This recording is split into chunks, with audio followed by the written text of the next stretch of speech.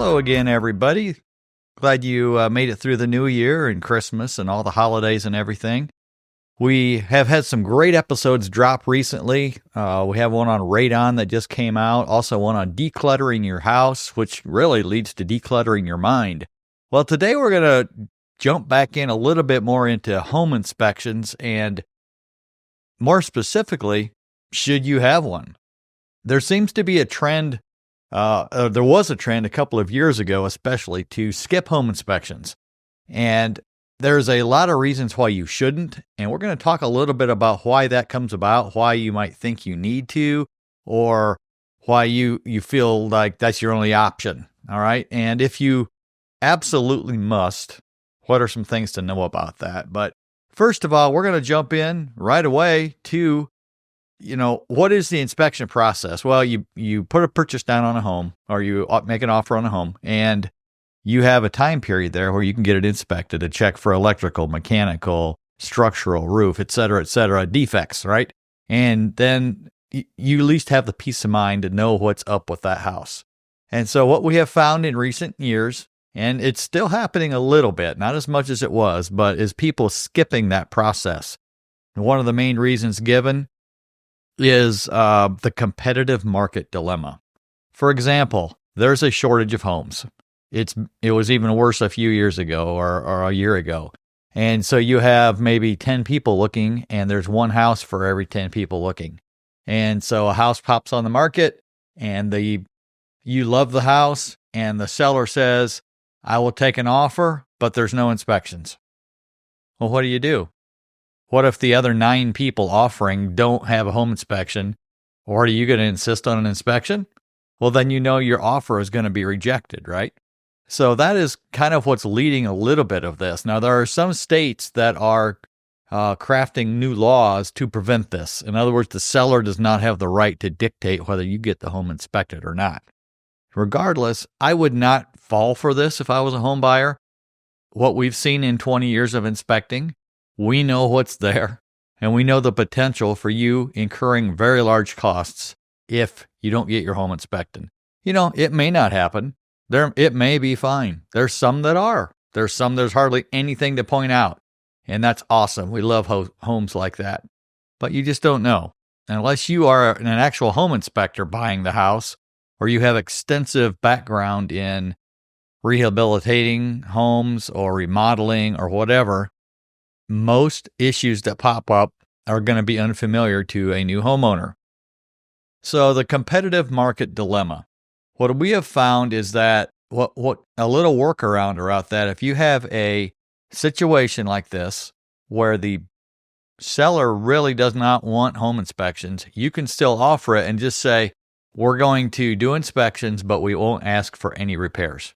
Now, this is not my advice to you. That's just something that I've seen some real estate agents that follow that route. And I think that's very legitimate. It's still giving you the knowledge that you want. It's still giving you the information you need to have peace of mind when you're sleeping at night, right? So that's one option. I would say this. If you're buying a home and you have a real estate agent that is encouraging you to skip the inspection, you probably need to find a different real estate agent, all right? There really is no reason to skip it.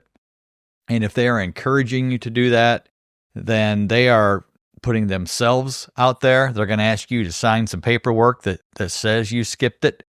But, that doesn't relinquish any liability you may have when you buy the house and find major problems. Another, think of the hidden costs of skipping a home inspection, all right? Let's say you're skipping it just because of monetary reasons. Well, we had to put all our money into a down payment. I don't have much money, blah, blah, blah. We had to pay for the appraiser. We had to pay for this and that and everything, and I get it. There's a lot of expenses going on with a purchase of a home. But if we go in and we find defective or old wiring, for example, in a house, that's easily, you could rack up $5,000, $10,000, $15,000 if there's areas you have to replace the wiring. Same with plumbing. Do you have old cast iron or galvanized drain pipes? Do you have holes in your copper supply lines? They may not be leaking, but they're on the verge of that, and that's all yours once you close. So you really need to know these things going in. And those hidden costs are really what you're preventing when you get a home inspection. Now, a home inspection is thorough. It is, it's there to find the defects. It's not exhaustive. We're there for 3 hours, okay? We're not living there. So you're going to find some things living there that might not have shown themselves during the home inspection. But in general, you get a thorough home inspection with a company that's been around a while, is competent, constantly training, constantly trying to get better, then you're going to find the major things that you need to know before you buy that home. All right. Some other things you're missing if you skip the inspection. And one thing you might not think about a little bit is the mental side of it, right? When you buy a house, there's always some nervousness involved because you're making a very large purchase and you're plunking down. In most cases, people have a mortgage, or if they're paying, even if they're paying cash for it, that's a lot of money going out, right? And you want to know that what you got is a good house. And so if you skip the inspection, that peace of mind that you would get from an inspection is going to not be there. So I would encourage you just for that. What's the risk versus reward? I guess the only possible reward I can think of, and it's very short term, for skipping the home inspection would be you're saving a few dollars. All right. A typical home inspection on an average size house is going to be $400 to $500. If you add additional services like sewer line scans or mold testing and so forth, you can easily get up around $1,000 or $1,500 for all our services. And that is covering every aspect of a home. And many clients want this. They want full security. They want to know every aspect of this home. You get their water tested, make sure the water is good to drink. You get mold testing done, make sure there's not hidden mold problems. They get a sewer line scan done to make sure they don't have a defective sewer line or a backup or roots in the line. And I could go on and on. All those things add up, and they are costly. I'm not discounting that. But if you calculate that cost compared to what potentially could be, just for example, a sewer line scan, you pay roughly $250 for a sewer line scan. And if you don't get that and you have a defective pipe that needs dug up and replaced, you could look at $10,000-$15,000 for that kind of repair. So you can see a little bit of expense up front potentially saves you from a huge expense later. So really the only benefit is a little bit extra money right now, all right, which, like we mentioned, might not be much in the long run. So we've recently been in contact with a homeowner who, for one reason or another, skipped the home inspection. They were a first-time home buyer. They moved in. A few months later, their sewer line wouldn't work. Things were backing up. Had someone come out and look, and there was roots in the line. And so they started cleaning it out. Well, it just so happens that this pipe ran close to a large tree. It had been there many, many years, and they couldn't even get it cleaned out. And the roots had grown in so far it had broken the line. Complete sewer line replacement, including under the street, cost them, I believe it was over $12,000. And this was for a newly married couple. And at that point, it's all on you. And so having a sewer line scan done, a home inspection with a sewer line scan done early would have prevented that problem. A sewer line scan will take a camera down the line. It'll examine it for cracks and breaks and clogs and anything that's going on down there that shouldn't, right?